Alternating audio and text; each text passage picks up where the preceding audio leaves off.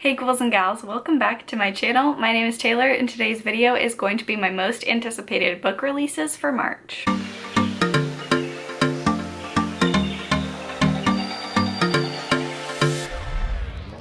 So one of the things that I noticed right off the bat from this list is that March is a very top-heavy month for me, which means that I have about 10 or so books on here, and I think about 70% of the books on my list are coming out March 2nd. So if you don't hear me say a release date, as always, I will have a picture and then the release date on screen with me, but if I don't mention a release date, it's definitely going to be the 2nd, because that just seems like a very popular day for publishing and a very bad day for all of our wallets. So let's just get started with all of the books that I'm anticipating in the month of March. So starting on March 2nd, our first anticipated release is Later by Stephen King. This comes out from Hard Case Crime. This is sort of a detective story about a woman, and she's a struggling single mother and she has a child named Jamie, but Jamie's no ordinary child. He has an unnatural ability his mom urges to keep secret, but he can see what no one else can see and learn what no one else can learn, and they get entangled in some sort of crime, and there's a police detective that requires their help. Somehow they all become entangled to try and solve a crime. So this sounds like a lot of classic Stephen King tropes. We got kids with magical powers. We have, I noticed especially lately, he's really been drawn to mysteries and crimes and kind of weaving the supernatural in with that. But I am looking forward to checking this one out. I actually haven't checked out any of Stephen King's books that have come out under Hard Case Crime. These are more like classic traditional detective stories from what I've heard. It's also, I believe, the book Joyland by Stephen King is also in the same sort of vein, and it has like a very retro looking cover. So I'm intrigued about that one. As you can tell from my background, pretty much anything that King puts out I am interested in checking out. The next book on my list is The Conductors, and this is a part of a series, Murder and Magic, book number 1 by Nicole Glover. And this is from Mariner Books, and this is, I believe this is going to kind of be another one of those very historically based fantasy stories. And this is following our protagonist Hetty Rhodes, and she's a magic user and former conductor on the Underground Railroad who now solves crimes in post-Civil War Philadelphia. So this is playing off a lot of things that did happen. It's very historical fiction based, but I believe the premise of this one is that the Underground Railroad wasn't our Underground Railroad that we know of in history classes. Like, it is actually a magical railroad.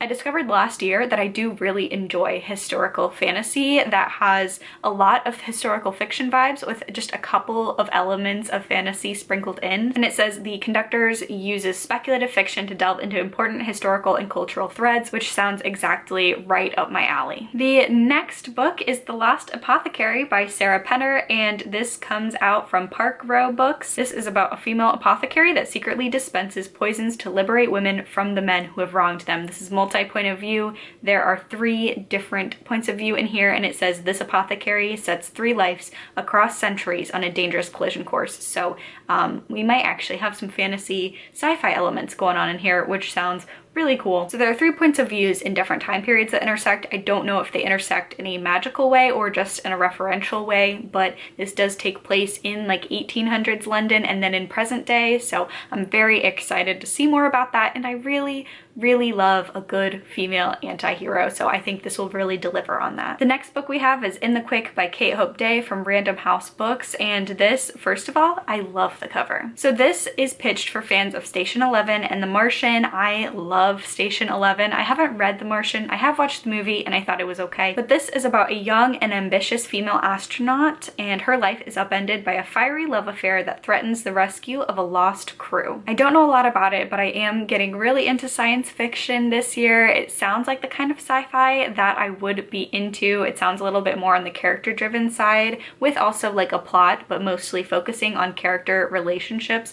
and I absolutely loved Station 11, so if it has that that feel, but in a more sci-fi outer space setting as opposed to like a post-apocalyptic setting. I'm sold. I'm excited for this one. Next up, we have The Councillor by E.J. Beaton, and this is a Machiavellian fantasy which follows a scholar's quest to choose the next ruler of her kingdom amidst lies, conspiracy, and assassination. So this sounds like there's going to be a ton of political intrigue and just character development, and more focusing on that than like a swords and war and battle type of fantasy, which sounds really, really cool. In a world where the lowborn keep their heads down, our main character must learn to fight an enemy who wears many guises, even as she wages her own battle between ambition and restraint. And I don't honestly think I've ever read anything that's classified as a Machiavellian fantasy. I think I could probably guess what kind of fantasy that would be based on the name, but I don't think I've read anything that's specifically classified as that. So I'm very intrigued by that premise and very curious to see what that kind of genre will bring to the table. The next book on my list is Sweet and Bitter Magic by Adrienne Tooley, and this comes out March 9th from Margaret K. McElderry Books. I'm not really sure how Goodreads determines which books are series and which books are standalones, because I know they are often wrong, especially in the first book in a series. They'll often classify it as standalone when it's in a series, but this looks like it is going to be a standalone, which is very exciting. It doesn't say what kind of genre this is. If I had to guess from just based on cover trends, this probably is going to be YA or new adult fiction. And the comp titles for this one are Sorcery of Thorns and Girls of Paper and Fire, and this is about a witch who is cursed to never love, and she meets a girl hiding her own dangerous magic, and the two of them strike a dangerous bargain to save their queendom. This kind of sounds like it might have an enemies to lovers plot, which sounds really exciting. It does look like it's going to be promised to be very, very sapphic, which is also exciting as well. I believe this is just kind of scrolling through some reviews, so I'm not really sure if this is intended to be so,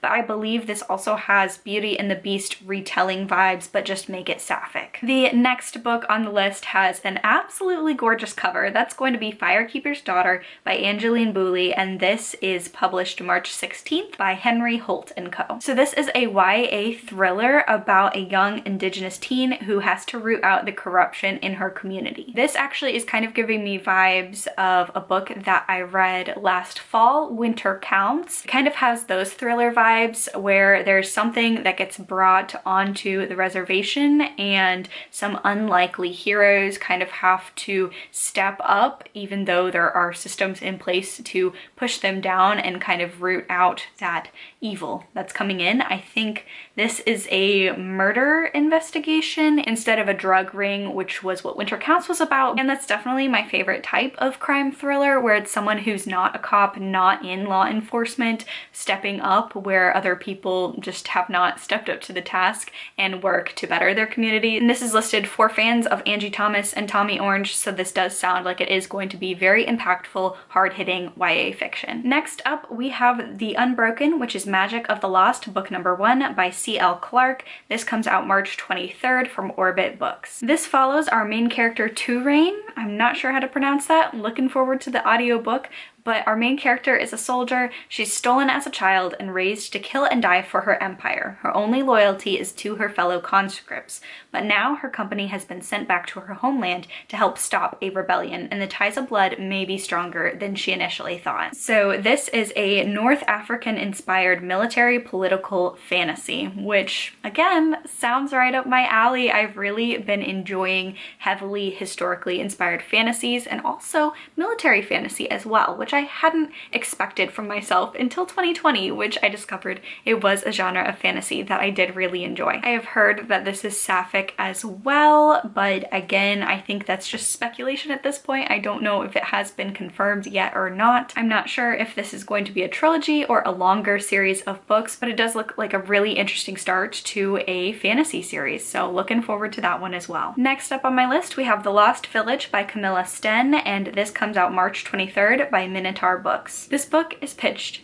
as the Blair Witch Project meets Midsummer, so I need it. I don't need anything more than that. I don't need to hear anything else about this book. I'm gonna pick it up. I have a fond spot for both of those movies, so I'm looking forward to see what this book has in common with those and what it has to offer. But this is about a documentary filmmaker named Alice who has been obsessed with the vanishing residents of an old mining town since she was a little girl, and she goes and investigates that. That's where you get those Blair Witch Project vibes with that investigation filmmaker sort of lens.